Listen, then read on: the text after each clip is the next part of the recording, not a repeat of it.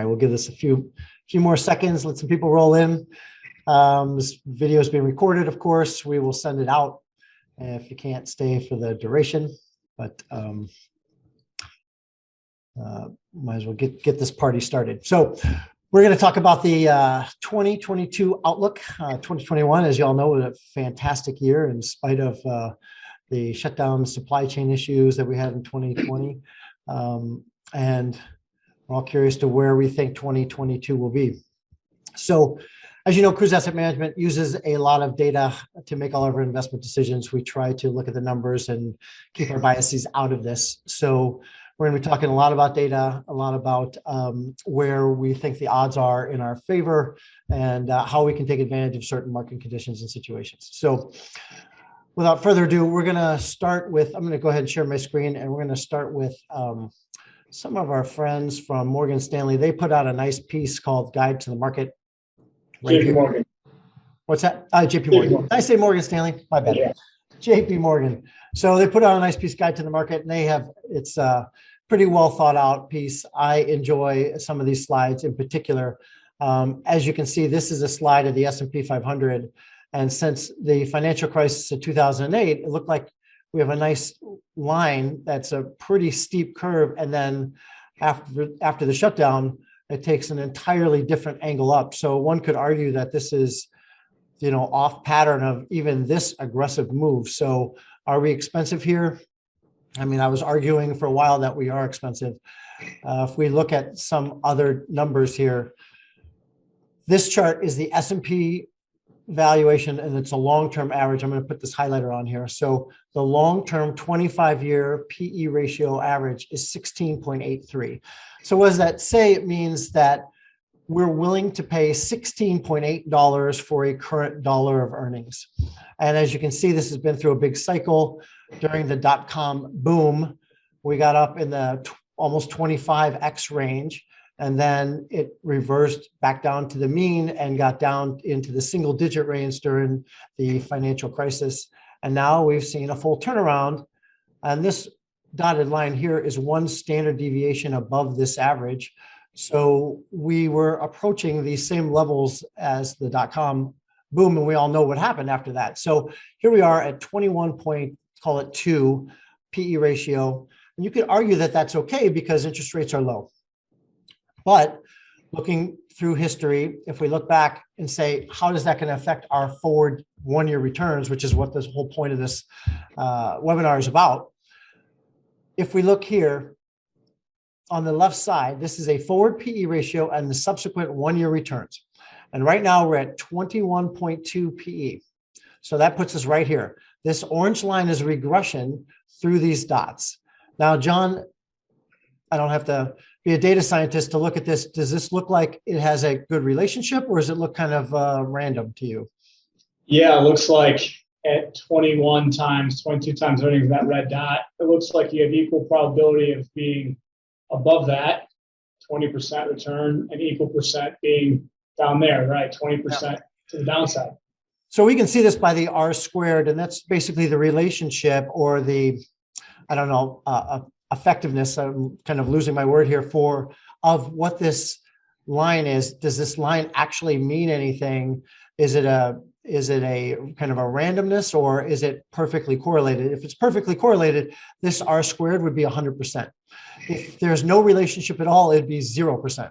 So we're right at 3%. So that basically says there's no relationship at all.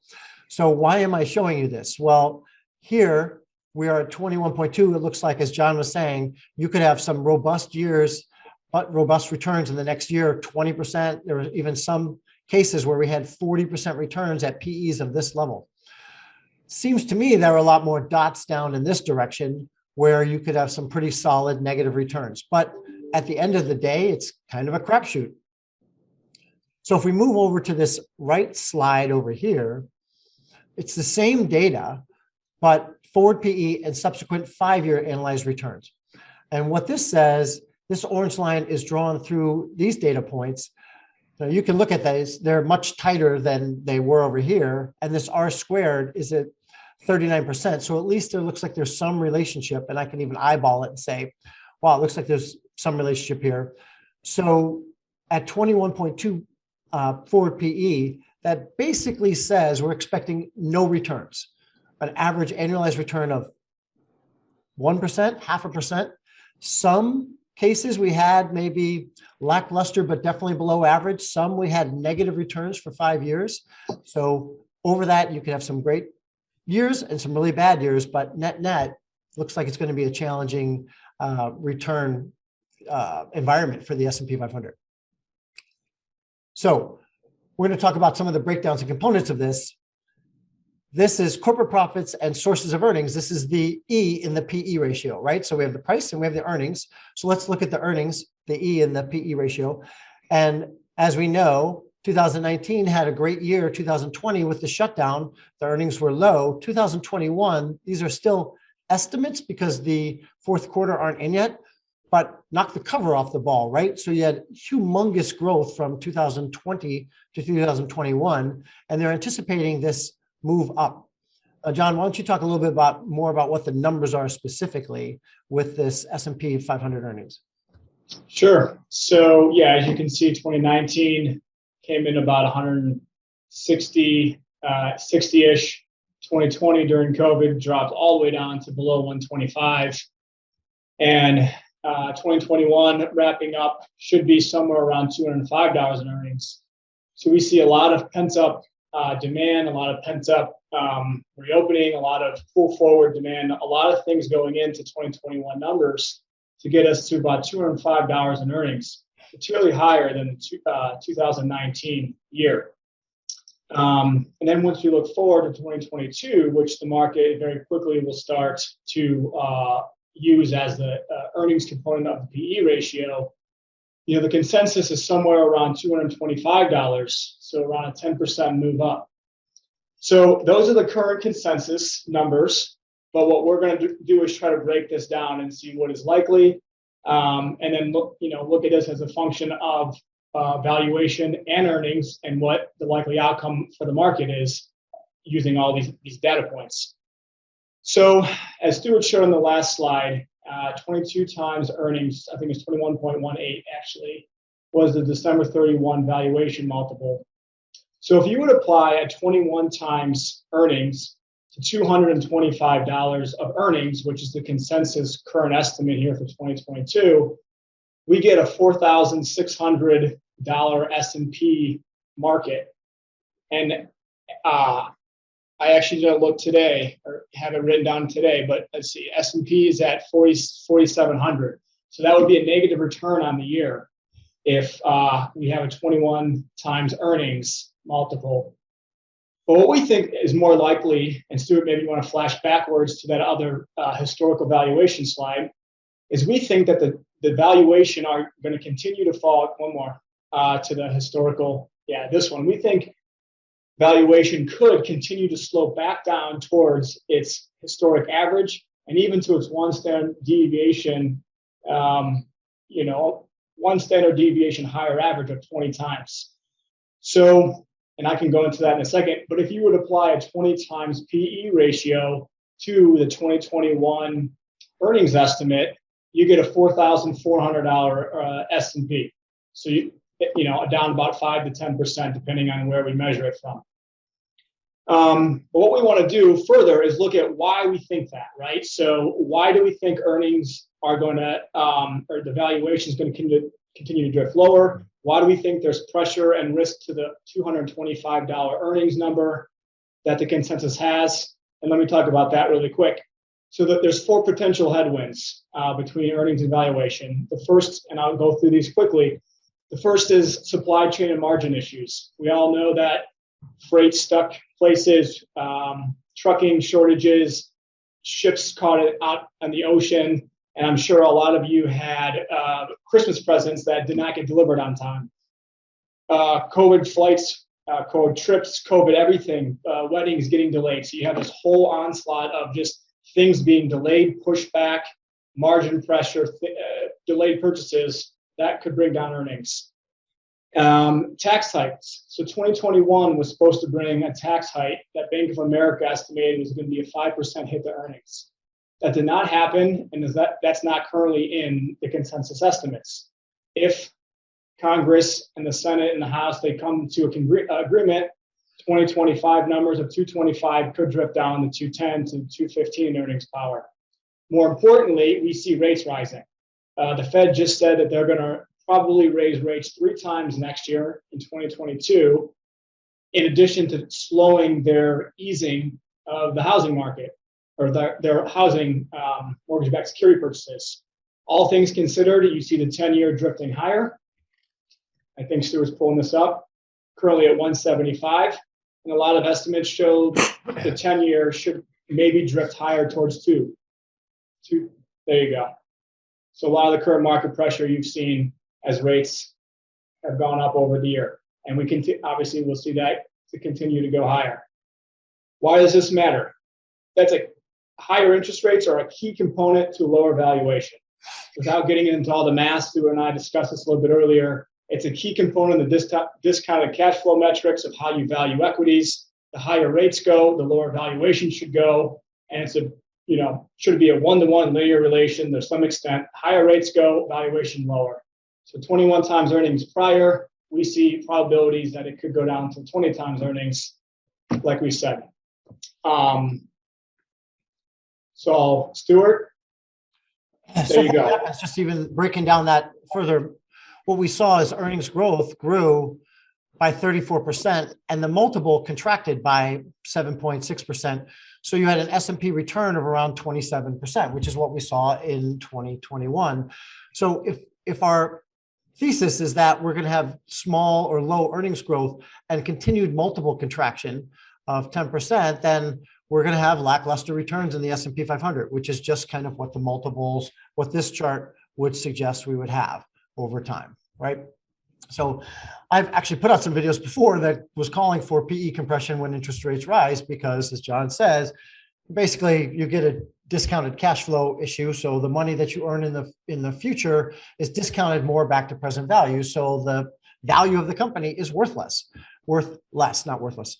And so the PE is contracted as interest rates go up. And that's what we fully expect to continue to happen.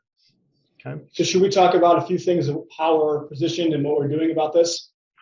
You know what, we're on interest rates. So let me jump to a counterpoint to this for right now, because this is interesting. This is kind of the art of the market and why we follow the numbers and not necessarily we follow some of the momentum, we follow some of the signals. We can't just jump in and say we believe X, Y, Z, because the market's gone both ways, as you've seen. So looking at this chart, what this is interest rate and equities, and it's looking at the correlation between the 10-year treasury, which we just showed you, which was moving up, and the rolling 2-year correlations of the S&P 500. So when I look at this chart, I see a bunch of data points in the lower right-hand quadrant, and then a bunch of data points in the upper left-hand quadrant. And what this is saying, this zero line says this is when data is negatively correlated, and this is when it's positively correlated. So here, negatively correlated. Interest rates go up, stock market goes down. That's a negative correlation. And that makes sense. And this division line is where the 10-year treasury is at. So I'm going to call that 4.5%. So when the 10-year treasury is above 4.5 or even, let's say 5, in almost all cases, every time interest rates went up, the stock market went down. That's this data. But that's not where we're at right now. We are at a 10-year treasury of under 2, as we just saw, 1.6 something. I didn't even look at the number. So here we are. Interest rates go up, stock market goes up. Now, this is a 2-year rolling correlation, and we saw 1-year and 5-year expected returns. So again, it's a little bit of we need to follow the trend and the actual what actually is trading in the marketplace, because the market trades 2/3 on algorithms, right? On almost expected outcomes, and algorithms can tend to be self-fulfilling. That's why momentum tends to work. So what this is saying is, if interest rates are going up, that signals an improvement of the economy, in which case the stock market should also go up. But this is a 2-year note, so you could have a stock market go down in 1 year and have it rebound the next year. So we have conflicting numbers, if you will, right? Conflicting numbers in the short run. All right. So as you point out, what we're doing about this is we're looking at kind of long-term instruments that can benefit from this environment. So things like venture capital, which we've brought some fund of funds and a couple of venture capital investments to access to some of our clients, including and some private equity deals, where they tend to outperform the S&P by 2 or 3x to 1, and they tend to be less correlated to the stock market. Just like non-publicly traded real estate, your underlying real estate of a building is going to be not very correlated, even though publicly traded real estate or publicly traded REITs are highly correlated to the stock market. So when we get out of the public markets, it tends to reduce the correlation and tends to improve the efficiency of a portfolio. So we use both of those instruments to our advantage to help reduce the volatility and improve the efficiency of the overall portfolio. We also use structured notes, things like growth notes. And John, you've been creating a lot of these. You want to talk about some of those? Yeah, sure. So as you see, the 5-year horizon is a little bit more clear to us as opposed to the 1 year. So what we want to do is position ourselves appropriately to have upside potential but downside protection in case we do have a bad year, but also to have the chance of catching the upside. So what do? We use basically time arbitrage on our side, and we've been putting growth notes in accounts. And what a growth note, structured note is basically a debt agreement with an investment bank like Morgan Stanley, JP Morgan, etc., where we have depending on the note, 112 to 144% of the upside of the market in year 5 when the note settles. But we also obtain 30% downside protection. So in year 5, if the S&P is down 28%, the note that we put in accounts will be down 0%. On the upside, if the S&P is up 100%, we'll have 110% or 120% or whatever the number is per each note. So we have vastly enhanced risk to reward for these notes. While if we do have some of these great up years, 20%, we'll be a part of that. If we end up down 20% in year 5 or whatever, we will not be a part of that. We have 30% protection. And actually, this graph's good. As you can see, there's not many times when the market is down 30%, probably ever at a 20% earnings. We can jump on that. I got some data there. You said we do some spreadsheets. And so here's a spreadsheet I put together for a dual direction note, and it says, what's the downside buffer in this? It's not the exact note that we're talking about, but it does check to see how often any of these indexes were down 30%, and that count is 1. So if I'm looking at this, I'm looking for a negative number here in this column of greater than 30%. And the only time I see it, I think I actually passed it. Recession. It's right here. That's the only time I see a number less than 30%. And that was the end of the financial crisis, February of 2004, ending in February 2009. At the bottom, the market was down 36%. But the month before or the month after, you weren't down 30%, you would have gotten all your money back. And so even though it says here, yeah, even though it says down 27%, the market was down. Our structured note with a 30% barrier would be down 0. You'd be outperforming the S&P by 27% in this case. Exactly. Great back test. Yep. Real quick, another example of what we've been doing is those are 4 to 5 year maturity notes. We've also been doing 12 to 18 months to give us a little bit more tactical flexibility in 1 year's time. So the note that we've done recently had 10% downside buffer. It's a hard buffer, but the upside had a 14.75% cap. So the market was up 14%, you got all of it. If the market was down 9%, you lost nothing. If the market's down 11%, you lost only 1. So we don't think the market, will be up 30, 40%. Maybe it's up 10, 15% next year, which you will happily participate in. But if we do have a bad year this year, it's already starting off a little bit rocky, you won't participate in any of the downside until the market's down 11%. And you would only be down in that case 1%. So just another example of what we've been doing. And then Stuart, did you want to talk about any of the private equity or private REITs, since you mentioned the venture capital? So obviously the name of the game is we're trying to get returns for certain clients. And if we think we're going to have lackluster returns, we need other strategies to try and get that. So just one example of some of the things that we do would be,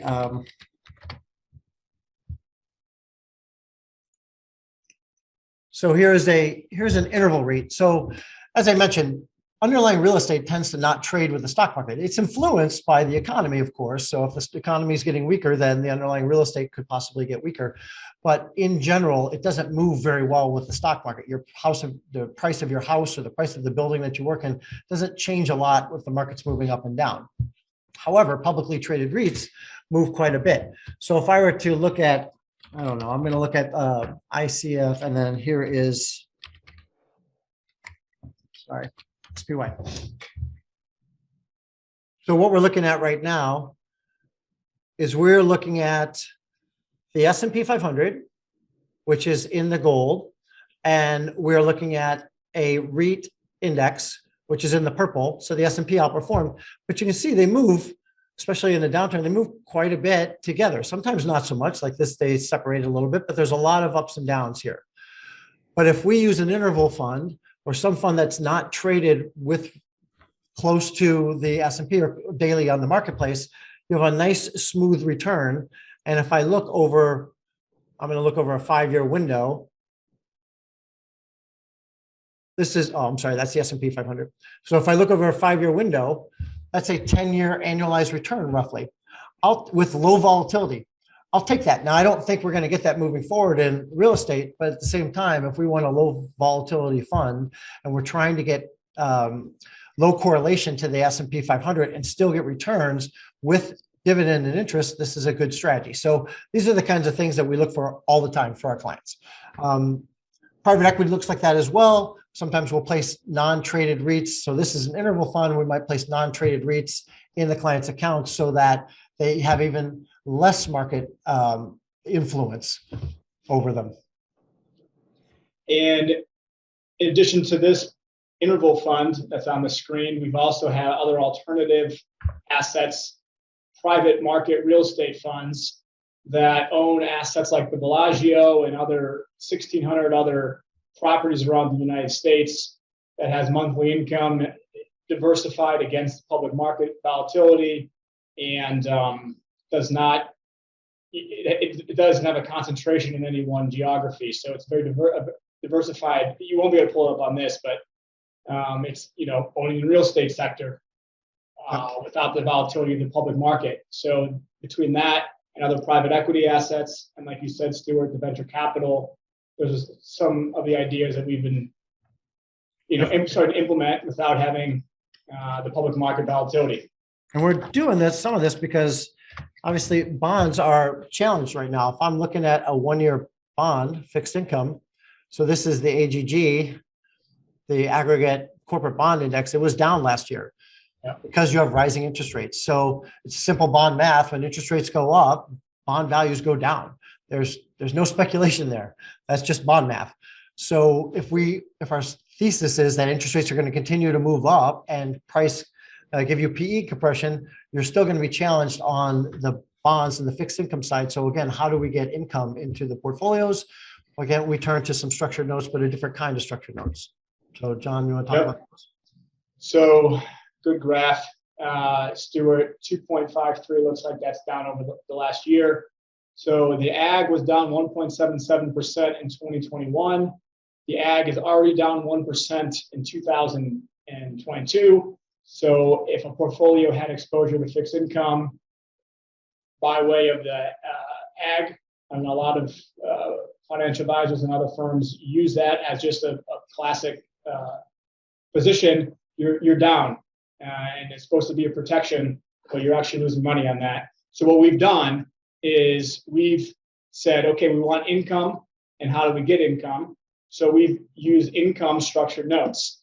And so what these are basically, like I said before, with the growth notes, it's an agreement with an investment bank to use some underlying instruments. Some cases it's the S&P, some cases it's the Russell, some cases it's an individual stock, to basically give us an income stream paid usually monthly or quarterly between 6 and 20% a year. An example would be the S&P and Russell over an 18-month period. We just did one about 8.75% paid quarterly if the index does not fall 30%. And as the data we just showed before, it only happened one time in the last 30 years. And even if that was the case, it bounced up. The Excel file that you showed had it, down 1 month, and then it bounced back up. So you continue to get your income, and the structured product would probably post a positive 6 or 8% a year, whereas the market was down 28 to 30, and the ag was down as well. So, yeah. One on Tesla too, which was kind of fun. So, as a value manager and as somebody who looks at fundamentals, it's very hard for us to value Tesla stock. It's a challenge, right? But what we can do is we can look at how Tesla's done over time and what the price action's been, and we can cut a note off of Tesla and say, all right, what has Tesla's history been off of its high? So this is a chart of how far Tesla has ever fallen off of its high, and it's touched 50% right there. It breached it for a second there. It broke through there. But for the vast majority of the time, Tesla stock has not been off 50%.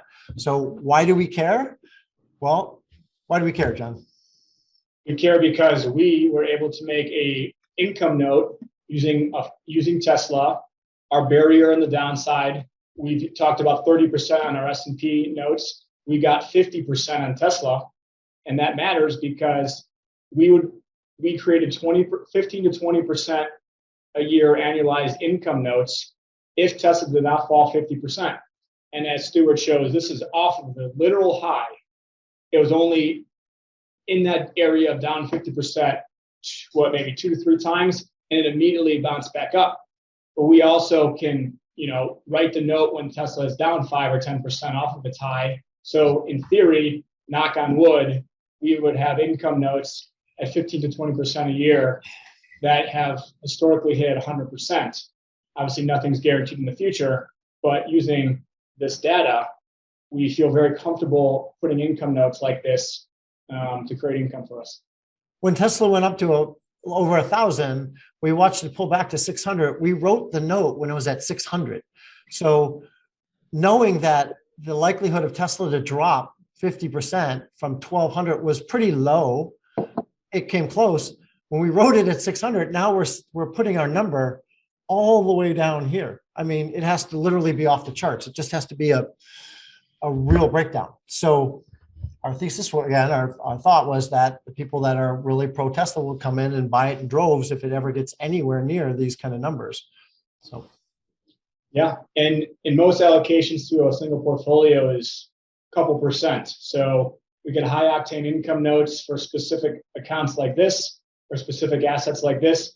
And if for some reason it does happen and it falls, we still get income for a lot of the months at a high annualized rate. I mean, if you collect 3 months of coupon, you already made 6%. And it's only a small percent of an account. So it's on a risk-adjusted basis. Over time, looking back, I think it's going to be very advantageous, particularly in a low-income environment.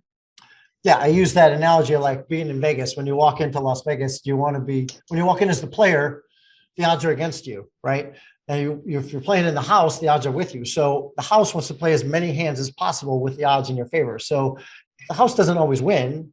Unlike that cliche, the house always wins. It loses about almost 50% of the time. But if the odds are in your favor, like we would think in this note, the more we play in small amounts, the more mathematically certain we are to outperform the market. So that's what we try and do. We contain our risk in small bets, but we place a bunch of these bets so that, over time, the odds are in our and your favor. Should we take some questions, Stuart? Yeah, we can take some questions if you have in the chat. Other things, while you go ahead and type something in the chat if we do have some questions. I don't actually see anything right now, but other things we talk about are we look at dozens of different asset classes. So things that we watch are the momentum of the stock market. As I mentioned before, a lot of these portfolios will trade on algorithms.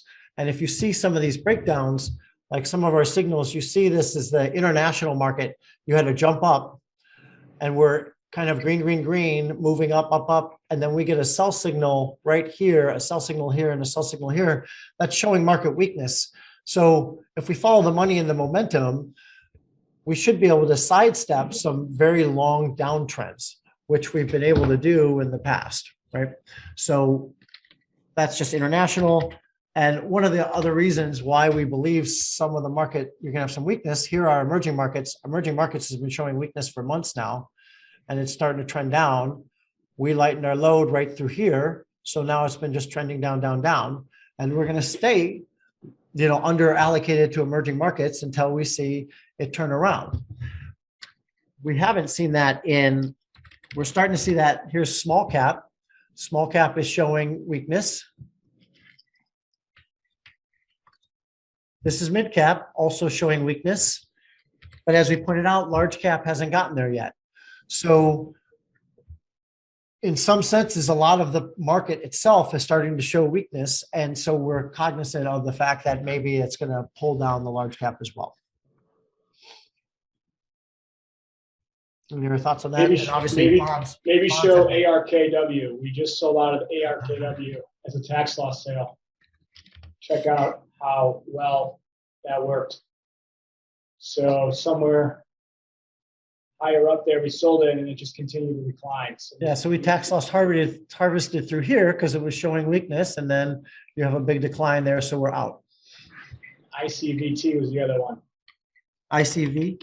T, yeah. Oh, yeah. So these are convertibles also showing weakness, and then we're out. So we're basically looking for asset classes that are, on the move up, right? And if they're kind of again, another analogy, if it's looking cloudy and stormy out there, let's not just play. Let's not just go out to sea. Let's play in asset classes that are moving in the right direction, and let's take a breather when they're clearly moving in the wrong direction. And algorithms tend to be self-fulfilling. So the algorithm says we're going to sell, then it gives the market more supply. More supply drops the price down, so it becomes self-fulfilling. So more algorithms sell, causing more price decay. And same thing works on the other way. So that's why momentum tends to work over time. All right. John, why don't you talk about some option strategies? Because that's the other thing that we're going to use to augment our income and what we've been doing so far. Sure. So 2 different ways to write options. First being, if you have any legacy positions that you've held on forever that are highly appreciated, you don't want to sell, or you have stock from an employer. Let's say you've worked for Teladoc or you've worked for Apple and you get stock options and you have a ton of stock. Well, what we can do is we can start writing options on that for you to start generating income. So what we can do is maybe, do you want to pull up? Well, we don't have to do it now, but over time, that adds up. Maybe you collect 0.5% a quarter, maybe you collect 1% a quarter, and then over time you can collect a couple percent income on each position. Stuart will show that option income for legacy positions. And the second thing that we could do is, if you have any positions in the portfolio for a large enough account size, like we did it for ARKW that we showed we tax lost, we wrote an option to try to sell out of it first, and then we collected income for accounts. But yeah, as we continue to move forward with the portfolios and add new positions, exit new positions, we can use options to enhance the return. We can write options above the stock price to try to sell at a favorable price. We can write options at the money to try to sell. All the while, you create an enhanced risk reward by collecting income, and then you'd sell at your desired price. Yep. So we've done that for core positions that we've talked about, or Stuart's talked about, with the balanced portfolio, with commodities, emerging markets, and any other asset class in the portfolio. And we've done that for clients and others who have positions in a large quantity from their employers. If you want to hold a position, we can do it for you. So yeah, do you want to show an example of the income? Maybe if they held Apple. Okay, so if they had Apple right here, we can sell calls against it or sell puts against. So if we were looking at Apple, let's say this price is at 172 right now, and the high was 182. So if you hold it, if we were to sell a call above the market, or I'd say at the all-time high of 182.5, you could get 38 cents a share. That's today, even after it's fallen off. So yesterday was a little bit better, but still, if you're saying, hey, I'm okay with getting out at the all-time high in 8 days and collect 40 cents in the meantime, you can just do this over and over and over again. Conversely, if you wanted to get into Apple, and let's just pick a spot on the chart here, let's say, hey, I'd be happy, right now it's at 172, I'd be happy to get in at 165, maybe. So 165 here, I'm collecting $1 per share to wait for Apple to hit 165. And then if it gets there, I get to buy Apple at 165. If it doesn't get there, I keep the dollar. So it's a great way to get in and out of positions of stocks that you want to buy or stocks that you want to sell. Yeah, and we were looking at some new positions to put in the core portfolio, and the prior chart that Stuart showed with some of the technical indicators weren't quite ready to flash a buy signal yet. So we started to sell puts to enter into positions over the next 20, 30 days on the off chance that the position continued to fall. So it's a way to collect income to enter in a position at a better time. Just, again, using odds in your favor to outperform. All right, so I don't see any more questions. So, in conclusion, we think the S&P is going to be pretty challenged moving forward with rising interest rates. It's going to create multiple compression, which we're actually seeing right now. They're talking about it all over the place. We've been calling for it for 6 months. It's just a matter of time for it to happen. I just don't know when it's going to happen. So we follow the money. We don't take action until we actually see the movement in the price, of course, until we see the actual activity happen. Because markets can stay expensive for longer than you can stay solvent. That's kind of the joke out there. So we wait for the signals to happen. But we still feel like the numbers are saying in the next 5 years, it's going to be challenged. So we're using a variety of things to help offset that challenging environment, either income notes, growth notes that are levered to the upside, but protected by huge amounts to the downside, options, alternative investments that pay a nice dividend in return over a long period of time to help the clients meet their return goals over time. So it's not just all about the S&P 500, because it's not going to be the best game in town forever. It has been for quite some time, and eventually that shifts, right? So we're keeping an eye on all the asset classes, and we are watching the data and watching the action so that we can make the right moves for you and invest with the odds in your favor. All right, so this is Stuart Kruse and John Brick signing off from Kruse Asset Management.